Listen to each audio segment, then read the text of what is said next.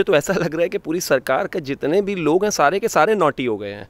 कुछ भी बोले जा रहे हैं, मन में जो आता है बोल देते हैं। अरे देश की महिला है, देश की बेटी है, आप देश के गद्दारों के लिए ऐसे शब्दों का शायद इस्तेमाल करें तो कहीं ना कहीं बेहतर है। देश में बैठकर देश की खाते हैं, पाकिस्तान और चाइना की बजाते हैं, उनके लिए ऐसे शब्दों का प्रयोग करें तो बहुत ठीक है। एक देश की बेटी, एक देश की महिला जिसके खिलाफ एक इलेक्टेड चीफ मिनिस्टर ऐसी बातें बोल रहा है, तो मतलब ये अपने आप में बुद्धि भ्रष्ट होने वाली ही एक बात है। और उससे भी इम्पॉर्टेंट चीज़ ये है कि हिंदुस्तान में जितने भी वुमेन एम्पावरमेंट, जेंडर इक्वालिटी और तमाम तरीके की जो ये फौज होती हैं वो एक शब्द नहीं बोल रहे। उद्धव जी की जहाँ तक बात है उनका तो क्या ही कहना। आजकल वो तमाम जितने भी काम करते हैं, सुबह उठ के पहले 1 घंटा प्रिपरेशन जो है मेरा ख्याल रिपब्लिक के खिलाफ होती होगी, फिर उसके बाद परमवीर जी को एक्सप्लेन करते होंगे, फिर उसके बाद कंगना आ जाती होगी, शाम तक आते आते पॉलिटिकल डिफरेंसेस के जो लोग हैं वो आ जाते होंगे। अरे भाई राज्य के लिए काम कीजिए, आपको राज्य के लिए बनाया गया है मुख्यमंत्री। आप पीछे वाले दरवाजे से आए हो, कैसे भी आए हो, किसी भी तरह से पहली बार कुर्सी मिली है तो इतना एरोगेंट होने की ज़रूरत नहीं है। बेहतर होगा कि आप प्रदेश की जनता के लिए काम। 25 साल कैसे सरकार रहेगी मुझे तो नहीं पता, वो तो नॉटी संजय राउत ही बता सकते हैं, क्योंकि उन्हीं के पास इस तरह की कैलकुलेशंस होती है। इस बार तो रो कर आए हो, बीजेपी के नाम पर आए हो, जितनी सीटें मिली हैं भारतीय जनता पार्टी के नाम पर मिली हैं, जितने सीटों में आए हो भारतीय जनता पार्टी की वजह से आए हो। उद्धव ठाकरे की सरकार की तरफ से जिस तरीके की चीजें की जा रही हैं, पहले तो संजय राउत ने कंगना रनौत के लिए कहा था कि वो हरामखोर है, और अब उद्धव ठाकरे जब इस तरीके की बातों को कल संबोधन कर रहे थे तो उन्होंने भी कंगना रनौत को नमक हराम कह दिया। जब नाश मनुष्य पर छाता है पहले विवेक मर जाता है, बुद्धि भ्रष्ट हो जाती है किसी भी इंसान की। तो जब आपके दिन अच्छे नहीं चल रहे होते तो आप चाहे शायद अच्छी बातें बोलने की कोशिश करें लेकिन नहीं बोल पाते हैं। यहाँ पर क्या है कि मुझे तो ऐसा लग रहा है कि पूरी सरकार के जितने भी लोग हैं सारे के सारे नॉटी हो गए हैं। कुछ भी बोले जा रहे हैं, मन में जो आता है बोल देते हैं। अरे देश की महिला है, देश की बेटी है, आप देश के गद्दारों के लिए ऐसे शब्दों का शायद इस्तेमाल करें तो कहीं ना कहीं बेहतर है। देश में बैठकर देश की खाते हैं, पाकिस्तान और चाइना की बजाते हैं, उनके लिए ऐसे शब्दों का प्रयोग करें तो बहुत ठीक है। एक देश की बेटी, एक देश की महिला जिसके खिलाफ एक इलेक्टेड चीफ मिनिस्टर ऐसी बातें बोल रहा है, तो मतलब ये अपने आप में बुद्धि भ्रष्ट होने वाली ही एक बात है। और उससे भी इम्पॉर्टेंट चीज़ ये है कि हिंदुस्तान में जितने भी वुमेन एम्पावरमेंट, जेंडर इक्वालिटी और तमाम तरीके की जो ये फौज होती हैं वो एक शब्द नहीं बोल रहे। बार बार हर बार उस महिला को कभी हरामखोर कहा जाता है, कभी नमक हराम कहा जाता है, कभी तमाम तरह के शब्दावली इस्तेमाल की जाती है, उसका घर तोड़ दिया जाता है। लेकिन इस देश की जो 50% वोटर हैं वो चुप बैठी हुई हैं, वो महिलाएँ चुप बैठी हुई हैं। मैं लगातार कहता हूँ कि महिलाओं की दुश्मन महिलाएं ही हैं। आज उसके लिए नहीं बोल रहे हैं ना अब जो ये बड़े बड़े एक्टिविस्ट, और ये कल आपके घर पर जब इस तरह की तमाम चीज़ें होंगी तो पूरा हिंदुस्तान नहीं बोलेगा, तो फिर कुछ मत कहना। सबसे बड़ी बात ये है कि महिला के साथ खड़े होकर लोग बात नहीं कर रहे और उसके समर्थन में नहीं। भूल जाइए पॉलिटिकल आइडियोलॉजीज़, वो बीजेपी को पसंद करती है, कांग्रेस को पसंद करती है, या किसी और को पसंद करती है या नहीं करती है, लेकिन वो महिला तो है ना। इस बात को तो कोई इनकार नहीं कर सकता, इस बात से तो कोई डिनायल नहीं है। और जब वो एक महिला है तो उसका सम्मान होना चाहिए कि सामने वाला चाहे कोई भी हो, चाहे चीफ मिनिस्टर हो, चाहे प्राइम मिनिस्टर हो, उसकी पहली जिम्मेदारी और ज़्यादा आम लोगों से ज़्यादा जिम्मेदारी ये होती है कि वो एक महिला का सम्मान करें। और कम से कम सम्मान भी नहीं कर सकते तो पब्लिकली अपमान तो ना करें। आज अपमान हो रहा है, इस देश की पूरी महिलाएं चुप हैं। इस देश में जब तमाम तरह की चीज़ों पर बात होती है, इलेक्शन से पहले बलात्कार का कोई मुद्दा होता है उस पर उठती है, खूब लोग टीवी पर आकर, चैनल पर आकर चिल्लाते हैं, ये पार्टी, ये पॉलिटिकल पार्टी, ये ऐसा वो ऐसा। लेकिन वही बलात्कारी जब इनके यहाँ पर वोट मांगने जाता है तो जीत कर आता है ना। 50% महिलाएं अगर उसको वोट ना दे तो वो कभी जीत कर ना आए।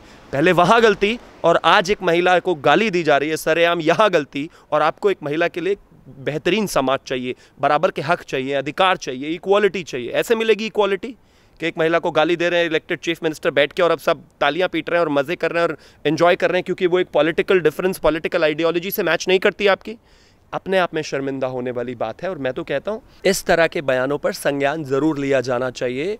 कोई भी ले, वुमेन राइट्स कमीशन ले या कोई भी ले, मुझे उससे लेना देना नहीं है। और हाँ, उद्धव जी की जहाँ तक बात है उनका तो क्या ही कहना। आजकल वो तमाम जितने भी काम करते हैं, सुबह उठ के पहले 1 घंटा प्रिपरेशन जो है मेरा ख्याल रिपब्लिक के खिलाफ होती होगी, फिर उसके बाद परमवीर जी को एक्सप्लेन करते होंगे, फिर उसके बाद कंगना आ जाती होगी, शाम तक आते आते पॉलिटिकल डिफरेंसेस के जो लोग हैं वो आ जाते होंगे। अरे भाई राज्य के लिए काम कीजिए, आपको राज्य के लिए बनाया गया है मुख्यमंत्री। आप पीछे वाले दरवाजे से आए हो, कैसे भी आए हो, किसी भी तरह से पहली बार कुर्सी मिली है तो इतना एरोगेंट होने की ज़रूरत नहीं है। बेहतर होगा कि आप प्रदेश की जनता के लिए काम करें। पहले तो शिवसेना के नेता और मुख्यमंत्री यानी कि इस तरीके की बातें कर रहे हैं, कंगना को गाली गलौज दी जाती है, उनका अपमान किया जाता है, और यही मुख्यमंत्री इन्हें देखा होगा सर आपने, जब हाथरस में इस तरीके की कांड हो जाता है तो उसको लेकर यही मुख्यमंत्री ये कहते हैं कि महाराष्ट्र में हम ऐसी घटना सहेंगे नहीं। क्या ये लड़की नहीं है? महिलाएं चाहे उत्तर प्रदेश की हों, चाहे महाराष्ट्र की हों, चाहे राजस्थान की हों, चाहे छत्तीसगढ़ की हों, चाहे मध्य प्रदेश की हों, सब जगह की एक ही हैं। महिलाएं मतलब महिलाएं, इस देश की महिलाएं। और कंगना को जब गाली दी जा रही है तो आप ये समझ लीजिए सीधा सीधा इस देश की 50% आबादी को, इस देश की 50% महिलाओं को गाली दी जा रही है खुलेआम एक इलेक्टेड चीफ मिनिस्टर के द्वारा। और जब बात करते हैं कि हम ऐसे अपराध नहीं सहेंगे हाथरस जैसे, तो सबसे पहले बेहतर होगा कि अपने ही लोगों को, अपने ही मंत्रियों पर और खुद की अपनी ही ज़बान पर लगाम दें तो ज़्यादा बेहतर होगा ना। ऐसी ऐसी बातें जो बोल रहे हैं, जो आदमी कैमरे पर ऐसी चीज़ें बोल सकता हो, पीछे वो क्या बोलता होगा और उसकी मानसिकता क्या होगी। ज़रूरत कहाँ है हमें रेपिस्टों की? हमारे तो देश में नेता ही कुछ इस तरह की भाषण देने वाले लोग हैं, कहाँ ज़रूरत है हमें? आप एक महिला के लिए इस तरह की भाषा इस्तेमाल कर रहे हैं, उससे बुरा क्या ही होगा? और इससे ज़्यादा तो कुछ नहीं कह सकते आप।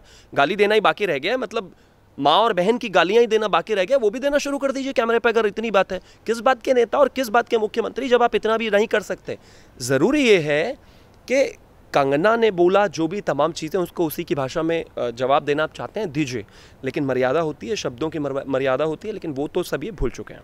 सर, अभी आपने कहा था कि महिलाएं जिस तरीके से कंगना के लिए नहीं बोली, तमाम लोग ऐसे हैं जो कंगना के लिए नहीं बोले जब कंगना को गाली दी जाती है। बट जब कंगना ने पीओके से, तो पीओके की तुलना कर दी थी मुंबई से, तो काफ़ी सारे लोग आ गए थे निकल के और कंगना के ऊपर उंगली उठा रहे थे और मुंबई पुलिस की तारीफ कर रहे थे। और यहीं पर वो लोग सामने क्यों नहीं आ रहे? और जब उद्धव ठाकरे ने तुलना कर दी भारत की पाकिस्तान से, देखिए, मुझे लगता है किसी की तुलना किसी से भी करना बेहद गलत है, उसका तो कोई लॉजिक नहीं है। लेकिन इम्पॉर्टेंट ये है कि जब कोई भी व्यक्ति किसी भी चीज़ को लेकर बात कर रहा है तो उसमें सेलेक्टिव नहीं होना चाहिए किसी को भी।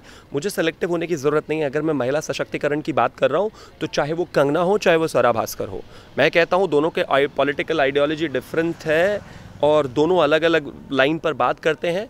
हाँ, अगर कोई एंटी इंडिया मूवमेंट में स्वरा भास्कर है तो मैं उसको क्रिटिसाइज़ ज़रूर करूँगा, लेकिन वो एक महिला है और उस लेवल पर जाकर उसके साथ ये बातें और ये शब्दों का प्रयोग नहीं करूँगा। इसी तरीके से आपको कंगना रनौत पसंद नहीं है, ये एक बात है, लेकिन आप उसके अगेंस्ट जाते जाते इस तरह से गाली और ये तमाम चीज़ें कर दें, मुझे लगता है ये बर्दाश्त होना ही नहीं चाहिए। और इसके लिए सबसे पहले आवाज़ महिलाओं को ही उठाई जानी चाहिए। जब आप अपने ही जेंडर के लिए, उनके लिए आवाज़ नहीं उठाएंगे, उनके बारे में नहीं बोलेंगे, उनके साथ नहीं खड़े होंगे, तो वैसे ही हिंदुस्तान तो मेल डोमिनेटेड सोसाइटी कहा जाता है। तो अब बदल रही हैं चीज़ें, लेकिन फिर ऐसे जो लोग हैं जो महिलाओं को सही तरीके से व्यवहार नहीं करते, आप उनसे कैसे लड़ेंगी? ज़रूरी ये है कि चाहे उद्धव ठाकरे हों, चाहे संजय राउत हों, चाहे कोई और हो, कम से कम उनको उतना तो शिष्टाचार होना चाहिए कि एक महिला के लिए या महिला के बारे में कैसे बात की जाती है। जब आप वो बैरियर क्रॉस कर जाते हैं तो उसका तो क्रिटिसिज्म भी होना चाहिए, FIR भी होनी चाहिए। लोगों को जितना हो सके उनके खिलाफ मोर्चे खोलने चाहिए और महिलाओं को खोलने चाहिए, क्योंकि कंगना एक एक्ट्रेस है, पॉलिटिकल आइडियोलॉजी ये सब अलग चीज़ है, लेकिन सबसे पहले एक महिला है। कंगना को लेकर ही उद्धव ठाकरे ये कहते हैं कि तुम ड्रग्स की जो बातें करते हो और हमारी सरकार को बदनाम करने की कोशिश करते हो, महाराष्ट्र को बदनाम करने की कोशिश करते हो, तो यहाँ पे उद्धव ठाकरे ये बोलते हैं कि ड्रग्स और जैसी चीज़ें तो तुम्हारे यहाँ पे पैदा की जाती हैं, हम तो तुलसी उगाने वाले लोग हैं। ओहो, इस हिसाब से तो मुझे लगता है कि रेया चक्रवर्ती तुलसी उगाने और तुलसी खाने के आरोप में लग गई हैं, शायद जेल 1 महीना काट कर आई हैं। भाई तो शायद अभी भी जेल में ही है, जहाँ तक मुझे याद है। वो तुलसी उगाने के उसमें गए होंगे। और दीपिका पादुकोण ने जो स्क्रीनशॉट्स में मांग रही थी कि माल है क्या, वो तुलसी मांग रही होंगी। और तमाम लोगों पे जो NCB ने डिपार्टमेंट पे बात करी है वो तुलसी के बारे में ही पूछने गए होंगे। मुझे तो ऐसा लगता है ये NCB डिपार्टमेंट ही तुलसी इन्वेस्टिगेशन के लिए बना हुआ है। कैसी बेहूदगी भरी बातें हैं। बॉलीवुड को लेकर 50,000 चीज़ें पब्लिक डोमेन में इंटरनेट पर डालिए, 360 वीडियो मिल जाएंगे उद्धव जी, अगर आपको नहीं पता तो। पता आपको बहुत अच्छे तरीके से है, क्योंकि आपके बेटे भी उस ग्रुप के काफ़ी अच्छे और एक्टिव इंपॉर्टेंट मेंबर हैं। लेकिन ये इस तरह की बातें मत कीजिए कि कहाँ तुलसी उगती है और कहाँ ड्रग्स उगता है। हिंदुस्तान को बताने की ज़रूरत नहीं, और बॉलीवुड के लोग खुद आकर बाहर निकल कर बोलते हैं तमाम तरह की चीज़ें और बताते हैं। तो ज़रूरी ये है कि आप पहले जो भी बोलते हैं उससे बेहतर होगा कि फैक्ट चेक कर लें, और उससे भी बेहतर होगा कि वो भी नहीं करना तो अपने बेटे से पूछ लें, वो ज़्यादा अच्छे से इन चीज़ों को एक्सप्लेन कर। यहाँ पे ये भी है कि जिस तरीके के बयान इनकी सरकार की तरफ से या फिर इनकी पार्टी की तरफ से दिए जाते हैं, आखिरकार ये किसको बचाने की कोशिश कर रहे हैं? क्योंकि NCB तो लगातार खोजबीन कर रही है और तमाम चीज़ें निकलकर सामने भी आ रही हैं बॉलीवुड में से कि किस तरीके से खपत होती है और किस तरीके का यहाँ पे बिजनेस चलाया जाता है ड्रग्स को लेकर। पहले बचा रहे हैं सरकार, दूसरा बचा रहे हैं कुर्सी, तीसरा बचा रहे हैं जो चाशनी और जो मेवा मिल रहा है सरकार में बैठ के, चौथा बचा रहे हैं कि किसी तरह से 5 साल तक सरकार चल जाए, जितना पैसा कमाया जा सके, बटोरा जा सके, कर लेते हैं। छठा बचा रहे हैं अपने बेटे को, क्योंकि कहीं ना कहीं तमाम तरह के रिपोर्ट्स जो आई हैं जो कि कंफर्म नहीं है, लेकिन एक बेहतर इन्वेस्टिगेशन हो, उसको रोकने का उनका कोई और एजेंडा नहीं हो सकता। आपने CBI को रोकने की कोशिश की, इसका जाहिर कहीं ना कहीं पॉलिटिकल इंटरेस्ट है। और इसके अलावा क्या बचा सकते हैं? सोच रहे हैं जितने दिन कुर्सी मिली रहे उतना ही अच्छा है, क्योंकि इसके बाद जनता कम से कम 100 साल तक तो आपको कुर्सी नहीं देगी। आपकी इनकॉम्पिटेंस निकलकर जनता के सामने आई है। आप पूरी तरह से एक्सपोज हुए हो। 30-32 साल का आपका बेटा है, अपने डिफेंस में आकर 2 शब्द अपने आप नहीं बोल सकता, ये तो कमाल की बात हो गई। अगर 32 साल के बेटे को भी डिफेंड बाप को ही करना है तो फिर बेटे को कैबिनेट में लाए क्यों? वहीं कहीं बना देते कॉर्पोरेटर, आराम से काम करता, सीखता, बढ़ के आगे बढ़ता। अरे दादाजी ने विरासत इसलिए दी थी कि अच्छे तरीके से चलाएं, इसलिए नहीं कि 32 साल के बेटे को डिफेंड करने 50 साल के पिताजी को आना पड़ रहा है। कहीं ना कहीं ये सब चीज़ें जो निकल कर आई हैं और जनता में जो एक डिसकम्फर्ट और डिसरिस्पेक्ट आया है इनके लिए, इस पूरी सरकार के लिए, उसको देखते हुए उनको पता है कि जितने दिन सरकार चल जाए बेहतर है, क्योंकि इसके बाद तो जाना तय है और एक बार गए तो फिर लंबे समय तक नहीं आएंगे। ठाकरे को हमेशा महाराष्ट्र भारत से अलग क्यों दिखाई देता है? वो हमेशा ये कहते हैं कि जितने भी लोग हैं वो महाराष्ट्र में खाने कमाने के लिए आते हैं, रोजी रोटी कमाने के लिए आते हैं, उसके बावजूद भी महाराष्ट्र को बदनाम करने की कोशिश करते हैं। क्या महाराष्ट्र में नहीं, महाराष्ट्र भारत में नहीं है? तो फिर एक काम कर देना चाहिए उनको कि एक काम करें, वो तार लगवा दें पूरे महाराष्ट्र के चारों तरफ, उसमें बिजली छुड़वा दें, कोई आए तो नहीं। और महाराष्ट्र से कोई दिल्ली आए तो फिर उसके साथ भी यही होना चाहिए। क्यों? उससे बेहतर तो कुछ हो नहीं सकता। महाराष्ट्र हिंदुस्तान का हिस्सा है, हिंदुस्तान में जो जहाँ पर चाहे जा सकता है, आ सकता है। इस हिसाब से अगर देखा जाए तो दिल्ली के बहुत ही कम लोग हैं, दिल्ली में जो पहले हमेशा से रहते आए हैं, 90% लोग बाहर से आकर यहीं अपना काम कारोबार करते हैं। क्यों करते हैं जी? एक चीज़ बताइए। और खाने कमाने की कौन सी बात है? खुद जितने भी सांसद हैं शिवसेना के, उनको सेंट्रल दिल्ली में बंगला मिला हुआ है ना, तो महाराष्ट्र में ही ले लो बंगला, छोड़ दो यहाँ का बंगला, नहीं रहना दिल्ली में, वो भी तो दिल्ली वालों की ज़मीन है। इस तरह से करोगे तो इस देश में फिर बस लड़ाइयाँ ही चलेंगी, क्योंकि कोई भी अपने राज्य में जहाँ पैदा होता है वहाँ रहता नहीं, काम के लिए, व्यापार के लिए तमाम जगहों पर जाता है। और यही एक लोकतंत्र और एक देश की खूबसूरती होती है। भाई अब पाकिस्तान थोड़ी जाएगा इंसान बिजनेस करने, महाराष्ट्र में ही तो आएगा, महाराष्ट्र उसी का तो हिस्सा है। केंद्र की तमाम तरह की योजनाएं हैं जिससे महाराष्ट्र को फायदा होता है, केंद्र का तमाम तरह की चीज़ें हैं जिसके जनता को पैसा पहुंचता है, वहाँ पर सोशल वेलफेयर की स्कीम्स में पैसा पहुंचता है। वो क्या टैक्सेस से नहीं आता? वो पूरे देश की जनता के टैक्सेस भरने के बाद वहाँ पर नहीं जाता। बेहूदगी भरी बातें हैं, महाराष्ट्र करने से कुछ होने वाला है नहीं। महाराष्ट्र के लोग आपको खुद गाली देते हैं, पहली बात। और दूसरा, इस देश में कभी इस चीज़ को लेकर कोई डिस्कनेक्ट रहा नहीं है कि कौन कहाँ रहना चाहता है, कहाँ रहना चाहता है और कहाँ रहे। वो सब अपने लिए फ्री हैं, स्वतंत्र हैं, रह सकते हैं। लेकिन दूसरा एक और भी है, अगर आपको लगता है कि महाराष्ट्र में आपको नहीं आने देना है किसी को भी, तो पूरे महाराष्ट्र की जनता से एक काम करो। वैसे भी और तो कुछ काम कर नहीं रहे हो, अब बाद में ही निकल कर आएंगे घोटाले, तो एक काम और करो, महाराष्ट्र की पूरी जनता को बुला के उनसे ज़मीन और लिखवा लो अपने नाम, ताकि फिर आप उसको अपने हिसाब से चला सको। इतनी सारी चीज़ें हो जाती हैं महाराष्ट्र में और हर जगह से ये सरकार फेलियर दिखाई देती है, पर उसके बावजूद भी जनता मांग कर रही है कि परमवीर हों या फिर उद्धव ठाकरे, इन लोगों को इस्तीफा दे देना चाहिए। और उसके बावजूद भी उद्धव ठाकरे ये कहते हैं कि 25 साल हमारी और सरकार रहेगी। आखिरकार ये कौन से सपने में सोए हुए हैं? जनता का इस तरह का कहना है। 25 साल कैसे सरकार रहेगी मुझे तो नहीं पता, वो तो नॉटी संजय राउत ही बता सकते हैं, क्योंकि उन्हीं के पास इस तरह की कैलकुलेशंस होती है। इस बार तो रो कर आए हो, बीजेपी के नाम पर आए हो, जितनी सीटें मिली हैं भारतीय जनता पार्टी के नाम पर मिली हैं, जितने सीटों में आए हो भारतीय जनता पार्टी की वजह से आए हो। लेकिन वही है ना कि वो बच्चा जिद करके बैठ जाता है, मुझे चीफ मिनिस्टर की कुर्सी चाहिए, जिद करके बैठ गए तो फिर पड़ोसी से भी तमाम तरह की चीज़ें लेके कुल मिला के सरकार बना ली।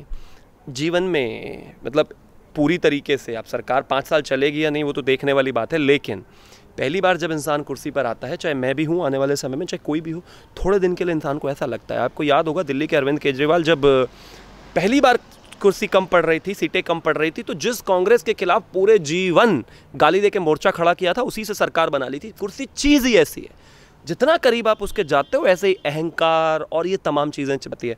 और जैसा कि पहले मैंने आपको एग्जाम्पल दिया रावण और दुर्योधन का, लालच इस तरह से होता है, बाप चाहता है कि मेरा सिर्फ बेटा बैठे, और जब बेटा बैठ जाता है तो अहंकार हो जाता है दुर्योधन और रावण जैसा, और उनको लगता है कि ये तो आपकी बपौती हो गई है। लेकिन इस बात को इंश्योर करती है जनता कि आपको उस कुर्सी पर कितने दिन रहना है। एक प्रक्रिया का नाम है चुनाव, उसमें जीत कर आप जाओ, बन जाओ, कोई दो राय नहीं। मैं तो 25 क्या, आपको शुभकामनाएं, 50 साल और रहें आप, लेकिन 25 साल बने रहने के लिए अपना जो 30 साल का बेटा है उसको ये तो सिखाओ कि कैसे डिफेंड करना होता है मीडिया में, अपने आप को बोलना क्या होता है, उसको ये तो सिखाइए जनता में बोलना कैसे होता है। अरे कैसे चलाओगे 25 साल सरकार, खुद तो 50 हो गए और 25 साल। इम्पॉर्टेंट चीज़ ये है कि हाँ, आप डेवलपमेंट पर महाराष्ट्र के लिए, महाराष्ट्र के लोगों के लिए, किसान के लिए, वहाँ के बिजनेसमैन के लिए, उन सब चीज़ों पर काम करो। ये बेकार के रिटॉरिक्स और जुमलेबाजी करने से कुछ होता नहीं है। जितने दिन 2, 4, 6 महीने, साल आपकी सरकार चल रही है। मैं फिर से एक बार और कंगना पे आऊंगी सर। मेरा लास्ट सवाल कि कंगना ने जिस तरीके से आज अपनी एक वीडियो पोस्ट की और कंगना ने उसमें ये कहा कि आप हिमाचल की बेटी से गुस्सा हो, यानी कि मुझसे गुस्सा हो, पर उसके लिए आप पूरे हिमाचल को बदनाम करो, ये सही नहीं है, क्योंकि हिमाचल देवों की भूमि है और उसके लिए इस तरीके की भाषा का इस्तेमाल करना कि तुम्हारे यहाँ पे ड्रग जैसी चीज़ें उगाई जाती हैं। देखिए, मुझे लगता है किसी भी राज्य की बेइज्जती अगर कोई भी कर रहा है गलत है। यहाँ पर जब हम महाराष्ट्र की भी बात करते हैं तो महाराष्ट्र के लोगों और महाराष्ट्र की धरती को क्रिटिसाइज़ और उसके लिए डिसरिस्पेक्ट नहीं दिखा रहे हैं। खास तौर पर उद्धव ठाकरे की और उनकी सरकार की। जब आप कंगना की बात करते हैं तो कंगना की ही कीजिए, वैसे ही एक महिला को गाली तो खूब दे ही रहे हैं, तो उसके राज्य को बीच में लेकर क्यों आ रहे हैं? मुझे लगता है कि देश अपना ही है, आप इस तरह से व्यवहार ना करें कि आप पाकिस्तान के बारे में बोल रहे हो और आप इतना बोल जाएं कि कल पता चला कि आपकी महाराष्ट्र में तो एक आधी सीट आई नहीं, 0 हो गई, पता चला हिमाचल ही चुनाव लड़ने जाना पड़ा, एक आधी सीट मिल जाए, तो क्या करोगे फिर? जनता तो याद रखेगी ना वहाँ की। तो इसलिए ये सब चीज़ें सही नहीं है। आप जब बात करते हो दूसरे देशों के बारे में तो आप ठीक है, आप खुलकर थोड़ा सा आपकी लिमिट्स बढ़ जाती हैं, आप चीज़ें बोल सकते हो, कह सकते हो, लेकिन जब अपने ही देश की बात हो और जब अपने ही देश की बेटी की बात हो तो कम से कम थोड़ी तो ज़बान संभाल कर बात करना ही चाहिए। Thank you sir.